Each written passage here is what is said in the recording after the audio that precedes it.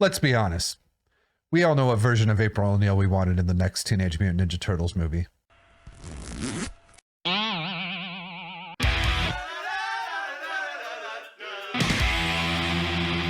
So last week we finally got our first trailer for Seth Rogan's Teenage Mutant Ninja Turtles movie, Mutant Mayhem. We're going to talk about some of the design choices they made, and then also one of the jokes that as a child I know wouldn't have made any sense to me. But so we're going to talk about that. This is not the first animated project Seth Rogan has worked on. He was a voice actor in the Kung Fu Panda movies as Mantis, and then he was also Blob in Aliens vs. Humans, or I don't remember what it was called, but it was a cute movie. It was all right. However, he was just voice actor on those, and the other animated movies that he was a voice actor on and a producer was Sausage Fest and Santa Inc. So Seth Rogan producing a movie targeted towards children is a little suspect. I'm sure it'll be fine to a certain degree. I don't think it's going to be gross. Let's see. So the first thing I want to go over is actually this joke that was made. We're going to watch this clip here real quick. Oh my, I'm gonna be sick. Leo, what happened? Is Donnie bleeding? It was an accident. Mikey, watch out! So in that clip, we've got Donatello somehow getting stabbed with one of Raphael's sais. And then Leonardo's immediate reaction is grossed out by blood. This is a character who carries two swords with him to defeat their foes. I remember as a kid thinking Leonardo, there's blood everywhere when these kids fight, when these turtles are fighting people, because you've got Raphael with freaking knives, and you've got Leonardo with the swords, and I mean nunchucks and a bow staff is going to do some damage. I mean, I remember as a kid making a big deal about Michelangelo having nunchucks, and like those were like illegal or something at the time. So the idea of Leonardo being grossed out by blood is going to even remove the kids from that whole idea. They're going to be like, but he's got swords, because kids know people bleed. Now I get it. I call this particular version the Pre-pubescent Ninja Turtles. So I get it, but I don't think, like, I understand the joke about like Donatello getting hurt, and then all the kids are like, whoa, let's not get in trouble. Like, that's fine and everything, but Leonardo being grossed out by blood is it's just weird. The next thing I want to talk about is the shot we see of Splinter in the trailer. Now, there's speculation that maybe this is a flashback. And, you know, if it is a flashback to the 80s, the perm would make sense on a rat to a degree. It's a cartoon. And we'll get back to the 80s perm thing in a little later. But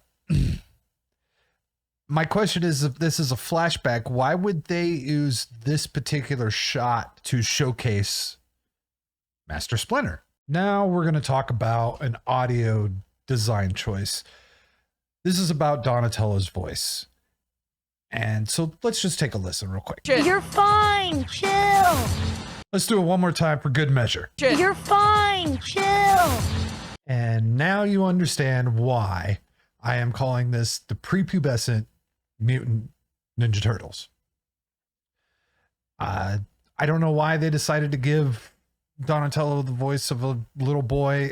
Nothing against the voice actor. I don't know who it is. Didn't look him up. I have no idea what they sounded like. I don't know if they've altered the voice. They do that too. It's just a bit of a step away from what all of us who grew up with this had. At first, I wasn't a fan of the overall art direction that they went with this. It's kind of got like this Spider-Verse look to it, but it's also like a dirtier version of the Spider-Verse. And at first I was not a fan. Then I kind of liked it. And then the more I watched the trailer, I realized like faces and shape, things were like misshaped. And it's just it's this weird postmodern art thing that they tried to do. And sometimes it looks good. Like there's this clip in the trailer where there's this woman walking her dog down the street, and that looks kind of neat. Looks like a painting. And then there's another clip where like there's these dudes, these human dudes, and their faces are all weird shaped. And then we're gonna take a look at this Rocksteady Bebop thing, and you'll kind of get an idea. Plus, they went with a different design for Rocksteady and Bebop in general. Here we've got Fat Bebop again. Thank you, Michael Bay. At least that's the first time I ever saw Fat Bebop. I remember Bebop being jacked. And in the video games, you did not want to screw with Bebop or Rocksteady. And then this is the first time I've seen a fat Rocksteady. Seth Rogan is voicing Bebop, and John Cena is voicing Rocksteady. And if you look here, it kind of looks like Rocksteady might have some boobs. So with John Cena voicing, I'm guessing Rocksteady will still be male. I don't know. Doesn't really matter, but it definitely looks like a feminized version of Rocksteady in this photo to me. Now to address the pink elephant in the room. April O'Neil has become a frumpy black girl. She's obviously much younger. She looks like she's trying to like get into the whole journalism thing with the way she's like interrogating the turtles and had that exchange about the ooze and everything. And so this has brought up some conversations about the origins of April O'Neil. A lot of people see this image of April O'Neil and they believe it's the original one because this was a predominant version of April O'Neil in the 80s comic books, and they say that she is obviously a black woman. Now, if you go back and look at the first issue that April O'Neil was actually in, which was issue 2, I believe, you see her next here to Professor Baxter, and you can tell he is an African American and she is not. Now, in the following issue, we get this version of April O'Neil, and she mentions how she went to a hair salon and got a new do from the new wave place, and she isn't even sure if she likes it. Back in the 80s, it was very popular for women to get perms. And I actually remember this vividly because my mother is a hairstylist, and she gave every single person she knew perms, and it stank to hell. So yes, white women had crazy perms in the 80s. Let's go take a look and see what Kevin Eastman has to say about this. Originally created as an Asian character in Pete's Notes, but named after an African-American woman I once knew, the character of April O'Neil was introduced in issue 2 and would have a bunch of different looks throughout TMNT history. So originally they had intended on designing April with an Asian look to her. They, however, ended up modeling her after the woman that Eastman was dating at the time and eventually went on to marry her.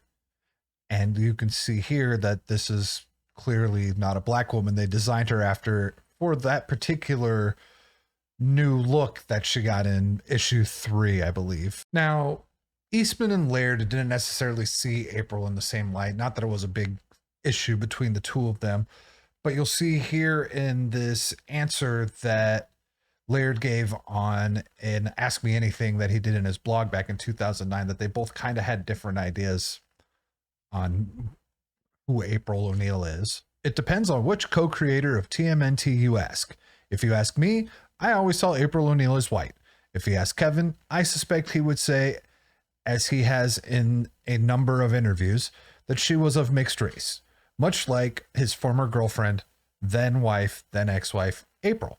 There's even other interviews where Laird has said that he saw April as an Irish woman with red hair and the whole nine, which kind of gives us our classic 90s look that we got in the cartoon that I grew up on. So they've already swapped April. There's some possibly interesting things going on with Leatherhead and Wingnut. We'll have to wait to see how that plays out. I am actually really curious how much more of these extra peripheral characters we'll get to see in the trailers. I think they might do some sort of introduction thing, because characters like Leatherhead aren't possibly very well known right now. I remember having that action figure. I had almost all the action figures. For some reason, my mom wanted to let me have Crank. So, are you excited to go see Mutant Mayhem? There's a part of me that still wants to see this, and then there's another part of me that thinks it's going to be an absolute disaster. So I am very stuck. I'll wait for more trailers to come out, and I might wait for reviews, and then if I want to go bad enough but I'm still concerned, I'll just take my nephews.